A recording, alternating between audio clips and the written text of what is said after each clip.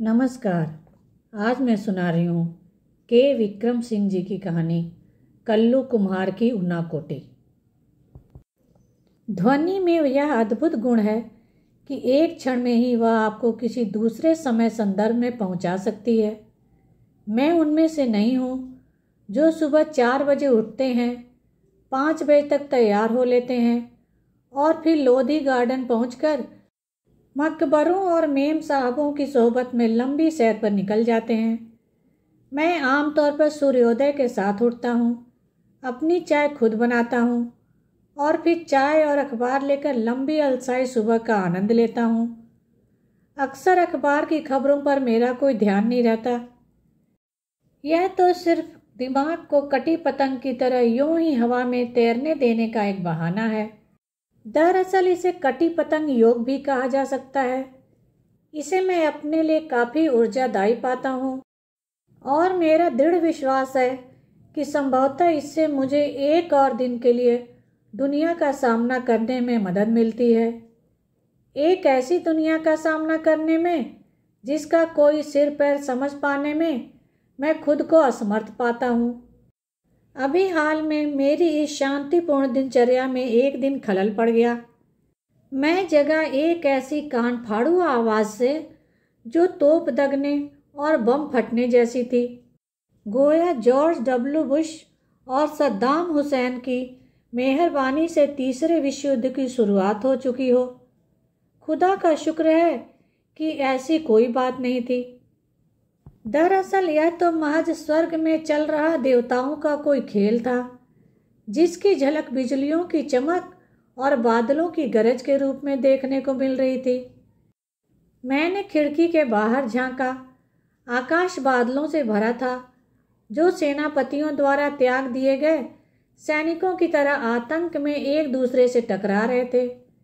विक्षिप्तों की तरह आकाश को भेद भेद देने वाली तड़ित के अलावा जाड़े की अलग सुबह का ठंडा भूरा आकाश भी था, जो प्रकृति के तांडव को एक पृष्ठभूमि मुहैया करा रहा था।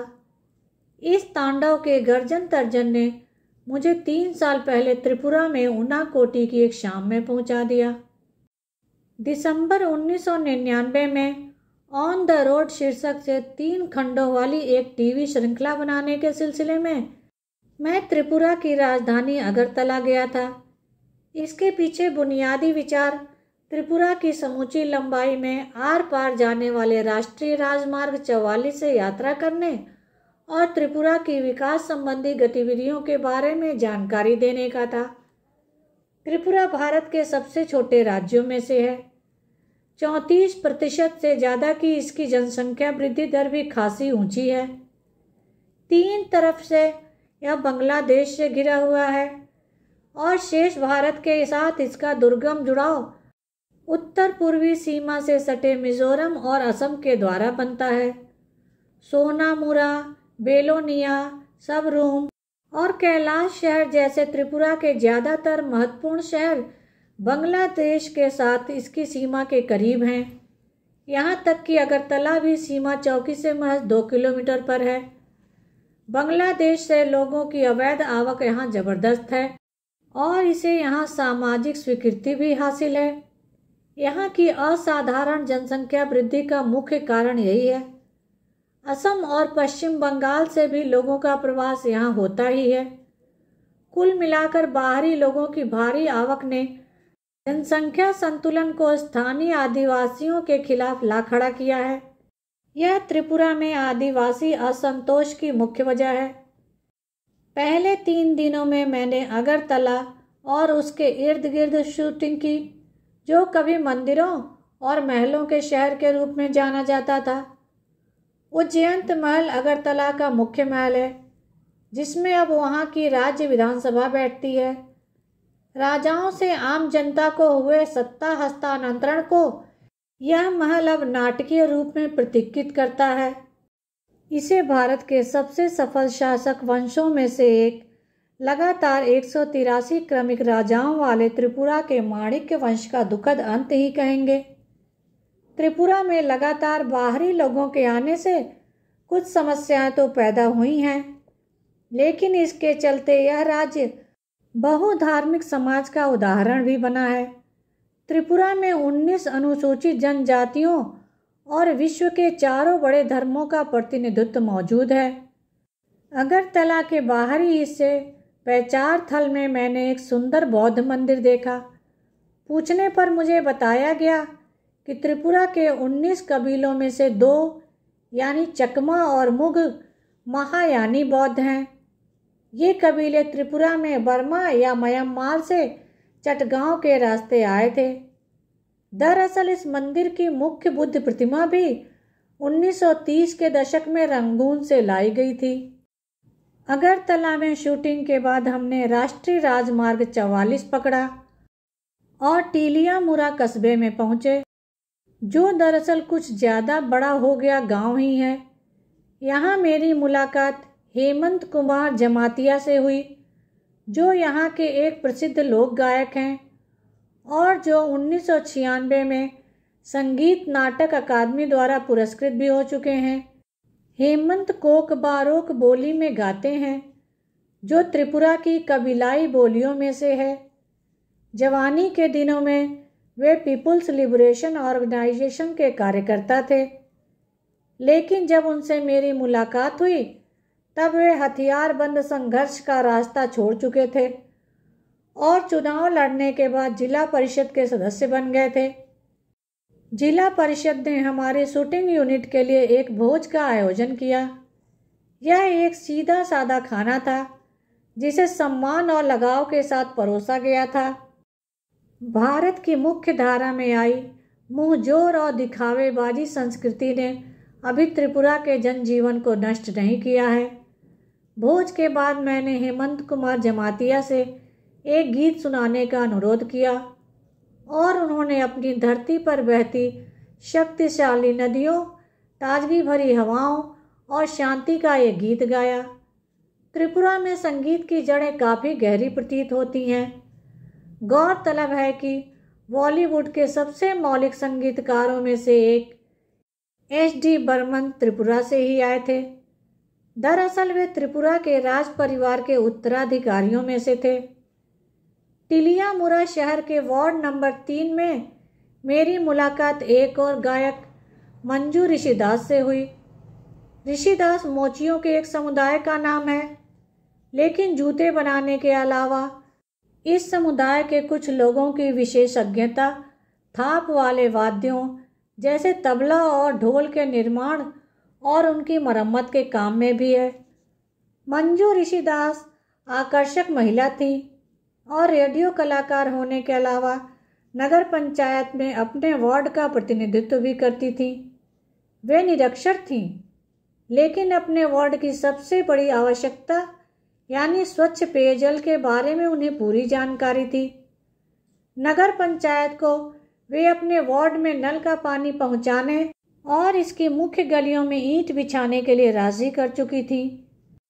हमारे लिए उन्होंने 2 गीत गाए और इसमें उनके पति ने शामिल होने की कोशिश की, क्योंकि मैं उस समय उनके गाने की शूटिंग भी कर रहा था। गाने के बाद वे तुरंत एक गृहिणी की भूमिका में आ गईं और बगैर किसी हिचक के हमारे लिए चाय बनाकर ले आईं। मैं इस बात को लेकर आश्वस्त हूँ कि किसी उत्तर भारतीय गांव में ऐसा होना संभव नहीं है, क्योंकि स्वच्छता के नाम पर एक नए किस्म की अछूत प्रथा वहाँ अब भी चलन में है। त्रिपुरा के हिंसाग्रस्त मुख्य भाग में प्रवेश करने से पहले अंतिम पड़ाव टिलियामुरा ही है। राष्ट्रीय राजमार्ग 44 पर अगले 43 किलोमीटर यानी मनु तक की यात्रा के दौरान ट्रैफिक सीआरपीएफ की सुरक्षा में काफिलों की शक्ल में चलता है। मुख्य सचिव और आईजी सीआरपीएफ से मैंने निवेदन किया था कि वे हमें घेरेबंदी में चलने वाले काफिले के आगे आगे चलने दें। थोड़ी नानुकुर के बाद वे इसके लिए तैयार हो गए, लेकिन उनकी शर्त यह थी कि मुझे और मेरे कैमरामैन को सीआरपीएफ की हथियारबंद गाड़ी में चलना होगा और यह काम हमें अपने जोखिम पर करना होगा। काफिला दिन में 11 बजे के आसपास चलना शुरू हुआ। मैं अपनी शूटिंग के काम में इतना व्यस्त था कि उस समय डर के लिए कोई गुंजाइश ही नहीं थी। जब तक मुझे सुरक्षा प्रदान कर रहे सीआरपीएफ कर्मी ने साथ की निचली पहाड़ियों पर इरादतन रखे 2 पत्थरों की तरफ मेरा ध्यान आकृष्ट नहीं किया। 2 दिन पहले हमारा एक जवान यहीं विद्रोहियों द्वारा मार डाला गया था। उसने कहा। मेरी रीढ़ में एक झुरझुरी सी दौड़ गई। मनु तक की अपनी शेष यात्रा में मैं यह ख्याल अपने दिल से निकाल नहीं पाया कि हमें घेरे हुए सुंदर और अन्यथा शांतिपूर्ण प्रतीत होने वाले जंगलों में किसी जगह बंदूकें लिए विद्रोही भी छिपे हो सकते हैं। त्रिपुरा की मुख्य नदियों में से एक मनु नदी के किनारे स्थित मनु एक छोटा कस्बा है। जिस वक्त हम मनु नदी के पार जाने वाले पुल पर पहुंचे, सूर्य मनु के जल में अपना सोना उड़ेल रहा था। वहां मैंने एक और काफिला देखा। एक साथ बंधे हजारों बांसों का एक काफिला किसी विशाल ड्रैगन जैसा दिख रहा था और नदी पर बहा चला आ रहा था। डूबते सूरज की सुनहरी रोशनी उसे सुलगा रही थी और हमारे काफिले को सुरक्षा दे रही सीआरपीएफ की एक समूची कंपनी के उलट इसकी सुरक्षा का काम सिर्फ 4 व्यक्ति संभाले हुए थे। अब हम उत्तरी त्रिपुरा के जिले में आ गए थे। यहाँ की लोकप्रिय घरेलू गतिविधियों में से एक है अगरबत्तियों के लिए बांस की पतली सींकें तैयार करना। अगरबत्तियाँ बनाने के लिए इन्हें कर्नाटक और गुजरात भेजा जाता है।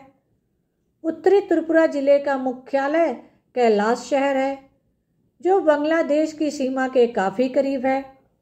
मैंने यहाँ के जिलाधिकारी से मुलाकात की, जो केरल से आए एक नौजवान निकले।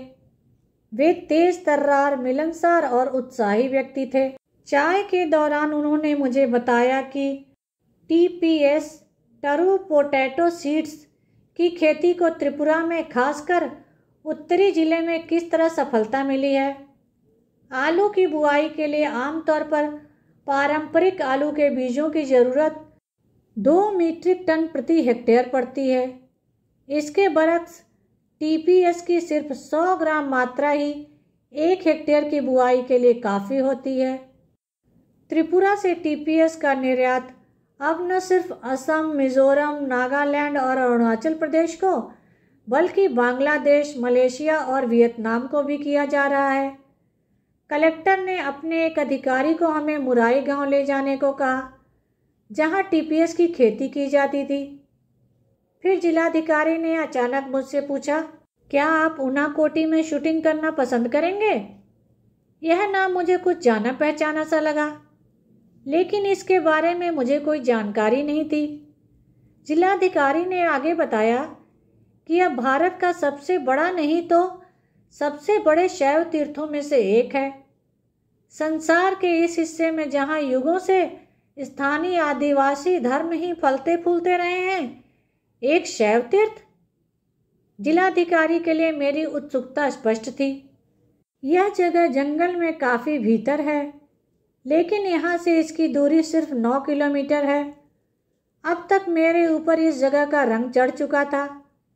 टिलियामुरा से मनु तक की यात्रा कर लेने के बाद मैं खुद को ज़्यादा साहसी भी महसूस करने लगा था।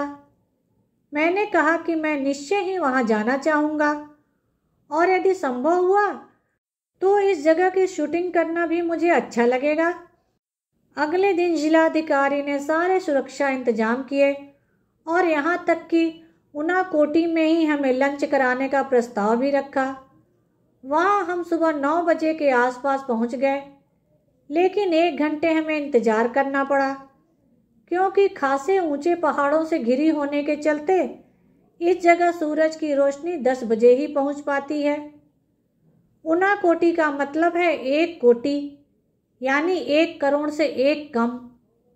दंत कथा के अनुसार उनाकोटी में शिव की 1 कोटि में से 1 कम मूर्तियां हैं। विद्वानों का मानना है कि यह जगह 10 वर्ग किलोमीटर से कुछ ज़्यादा इलाके में फैली है और पाल शासन के दौरान 9वीं से 12वीं सदी तक के 300 वर्षों में यहाँ चहल पहल रहा करती थी। पहाड़ों को अंदर से काटकर यहाँ विशाल आधार मूर्तियाँ बनी हैं। एक विशाल चट्टान भगीरथ की प्रार्थना पर स्वर्ग से पृथ्वी पर गंगा के अवतरण के मिथक को चित्रित करती है। गंगा अवतरण के धक्के से कहीं पृथ्वी धंसकर पाताल लोक में न चली जाए। लिहाजा शिव को इसके लिए तैयार किया गया कि वे गंगा को अपनी जटाओं में उलझा लें और इसके बाद इसे धीरे धीरे पृथ्वी पर बहने दें। शिव का चेहरा एक समूची चट्टान पर बना हुआ है और उसकी जटाएं 2 पहाड़ों की चोटियों पर फैली हैं। भारत में शिव की यह सबसे बड़ी आधार मूर्ति है।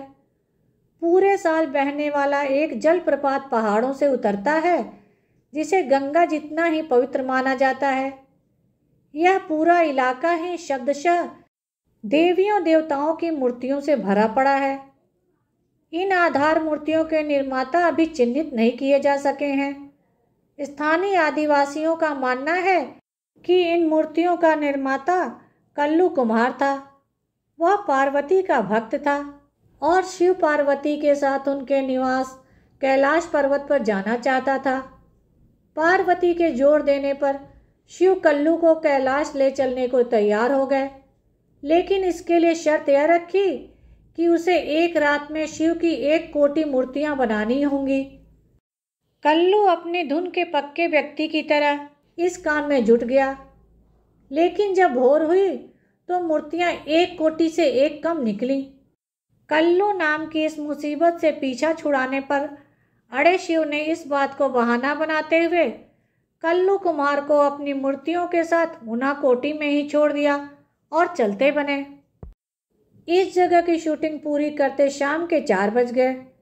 सूर्य के ऊंचे पहाड़ों के पीछे जाते ही उना कोटि में अचानक भयावना अंधकार छा गया। मिनटों में जाने कहां से बादल भी घिर आए। जब तक हम अपने उपकरण समेटे, बादलों की सेना गर्जन तर्जन के साथ कहर बरपाने लगी। शिव का तांडव शुरू हो गया था, जो कुछ वैसा ही था जैसा मैंने 3 साल बाद जाड़े की एक सुबह दिल्ली में देखा और जिसने मुझे एक बार फिर उनाकोटी पहुंचा दिया था। धन्यवाद। मेरे चैनल को लाइक करें, शेयर करें और सब्सक्राइब करें, जिससे सभी कहानियाँ आपको समय पर मिल जाएं।